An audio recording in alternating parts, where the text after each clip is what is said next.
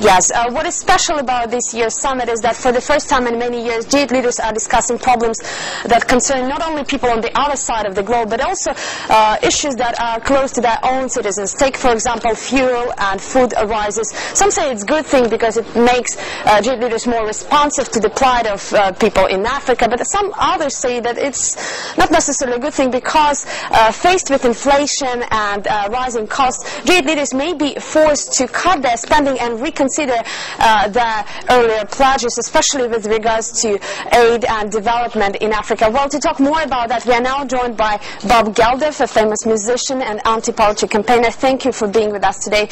Well, you know that at this summit, G8 leaders have reconfirmed their previous commitment of increasing aid levels to $50 billion by the end of this decade. But is it good enough for Africa, at least?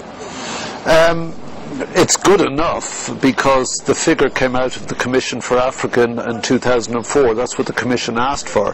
But they haven't done it.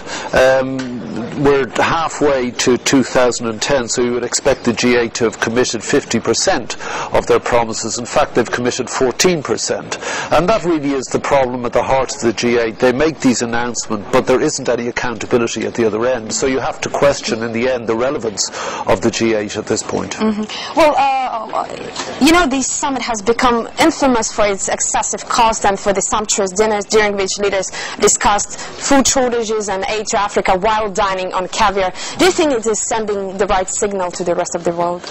It's not sending the right signal, but they're so bored they have to do something, you know. So, you know, I mean, to put it more in perspective, the security for this cost $280 million, and the total doubling of aid from Japan to Africa, doubling of aid, was $200 million. So I think that's more relevant. You made a good point earlier about with economic crises in our part of the world, you know, leaders are saying, can we afford this? Well, the first thing is, it's a political commitment. It's not negotiable. The second thing is, it's a promise from the powerful to the weak.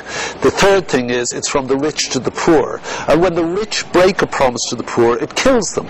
So it's a different quality of promise. It's a different kind of promise. And to put all of that in perspective, the $25 billion they promised the poorest continent in the planet is nothing if you take the entire global value of the 8 wealthiest countries in the planet. It is nothing. It's a fraction. I'll give you an example. Germany had a problem last week trying to meet its commitment. Very bravely, they did meet it, of 800 million euros.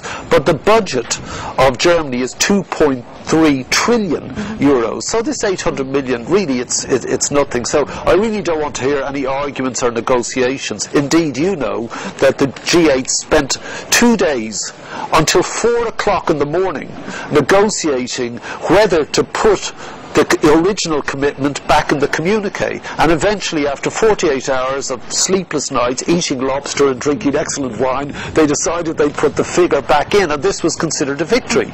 I don't think any longer these 8 people can make decisions for the world. The world has become bigger. The Chinese, the Indians, the South Africans need a voice now. We can only deal with these problems by asking the others. Okay, thank you both for being with us today, but unfortunately we have to wrap it up. Back to you in Moscow.